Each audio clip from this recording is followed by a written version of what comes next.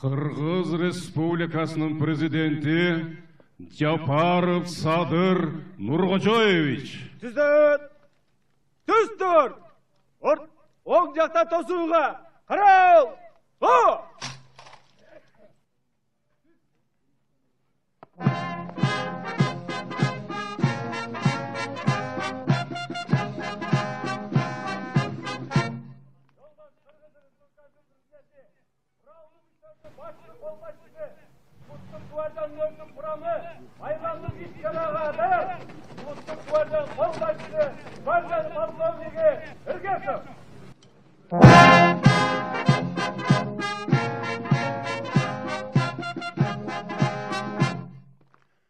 Саламатсыңарбы жоокерлер? Sağ olun, yoldaş, başlar, olaşır.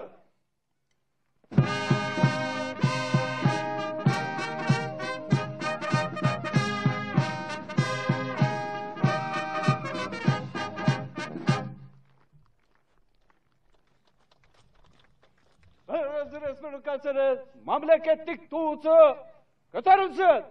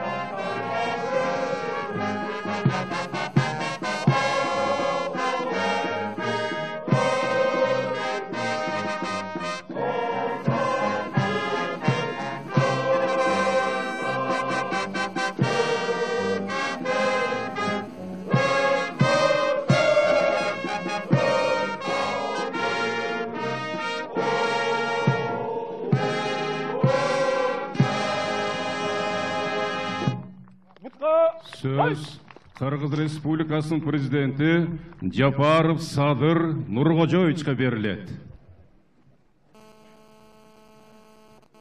Саламатсыздарбы, урматтуу Жалал Абад дубанындагы мекендештер жана кымбаттуу кала тургундары. Сиздер менен жалпы республика боюнча жакшы саамалыкка айланып бараткан мамлекеттик туубузду көтөрүү жөрөлгөсүндө кайрадан жолугушуп жатканыма терең кубанычтамын. Өлкө боюнча калкынын саны жагынан 3-орунда турган, убагында жаштардын жашыл шаар аталган Жалал Абад шаарынын 146 жылдык майрамы менен баарыңыздарды чын дилимден куттуктаймын. Бүгүн сиздер менен бирге Жалал Абад шаарынын көркүнө көрк кошкон айтылуу Аюп тоосунун боорунда бийиктиги 50 метрди түзгөн мамлекеттик туубузду бийик көкөлөтүп жатабыз. Ылайым байрагыбыз бийик желбиреген сайын мамлекетибиз дагы жаңы бийиктиктерге жакшы жагына карай өзгөрүүлөргө жете берсин. Мамлекетибиздин эгемендигинин эң башкы белгиси болгон байрагыбызды бийик желбиретүү, аны көздүн карегиндей сактоо, аяр мамиле жасоо мекендештерибиздин айрыкча өсүп келе жаткан муундун мекенчилдик духун күчөтүү болуп саналат. Бул байыртадан келе жаткан ата-бабалардын эркиндикти, эгемендикти даңктап даңазалоо, эл жерин коргойм деген уул кыздардын дем күчүн, атуулдук сезимин арттырууга багытталган жөрөлгөлүү салты. Дүйнөдө теңдешсиз Манас дастаныбызда дагы желеги туудан бөлүнбөй, жердин жүзү көрүнбөй, асаба туудан бөлүнбөй, ааламдын жүзү көрүнбөй деген саптар ар бир кыргыз уулунун денесин дүркүрөтүп, демине дем кошуп чыйралтып турат. Чынында чамгарагынан алтын түстүү күн нуру чачыраган кызыл туубуз кыргыз журтчулугубуздун, байыркы ата бабаларыбыздын басып өткөн бай тарыхын, уюткулуу көчмөн элдин философиясын чагылдырып турат.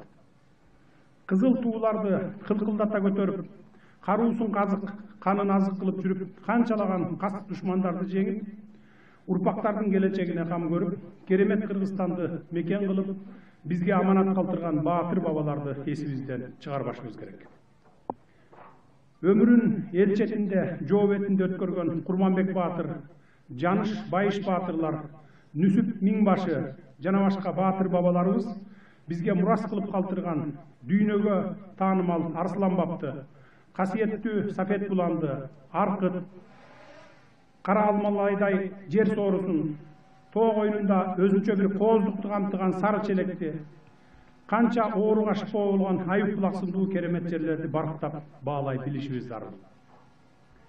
Соңку 2 жылдан бери бабалардын ыраазычылыгы үчүн өлкөбүздүн 7 дубанына мына ушундай кызыл желегибизди асмандата желбиретүү жөрөлгөсүн салып кайландык. Өзүңүздөр билесиздер, эгемендигибиздин 31 жылдыгында Сары Өзөн чүйдүн Чуңкурчак жайлоосунда үстүбүздөгү жылы көз карандыстык майрамыбызды белгилөөнүн алкагында Ордолуу Ош шаарында, андан көп өтпөй Теңир тоонун Кочкор жергесинде Орманхан атабыздын 230 жылдык мааракесин белгилөөнүн алкагында түндүгүн күн нуру чайган туубузду бийик көтөрдүк. Кудай буйрса эмдиги жылы Таласта дагы көтөрөбүз деп турабыз.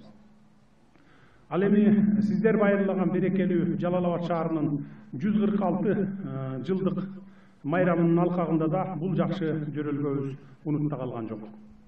Айып тоонун боорунда көтөргөн туубуз бир туунун астында биригип, бекем ынтымак сактап иш алып баруунун эч кандай ажырымга жол бербөөнүн чакырыгы болсун. Бүгүн кызыл туубузду көтөрүү менен бирге Жалал Абад шаарынын күнү кеңири масштабта белгиленип жатат. Мына бул биз турган Айып тоонун этегинен байыркы убактарда Улуу Жибек жолунун бир каттамы өткөнү белгилүү. Учурунда Жалал Абад калаасы Ооганстан жана Кытай менен тыгыз соода байланышта болгон. Мына ушул 9 жолдун тоомундагы шаарыбыз ошол мезгилдерде эле Ферган өрөөнүнүн экономикасына жана социалдык маданий жашоосуна түз таасир этип турган. Техниканын доораны сүрүп турган бүгүнкү заманда дагы 7 дубан Кыргызстандын бир ыптасын толуктап, өлкөбүздүн ар тараптуу өсүп өнүгүүсүндө көп этностуу элдердин ынтымагы менен маданиятынын ширелишинде күнөстүү Жалал Абад жергесинин орду чоң. Урматтуу мекендештер, Жалал Абад шаарынын тургундары, шаар күнүндө бир эсе шаарыбызга көрк берген, бир эсе жамы журттун жүрөгүн туйлатып, мекенди сүйүү сезимдерин козгогон эң тамгабыз мамлекеттик желегибиз эч качан ылдый түшпөсүн.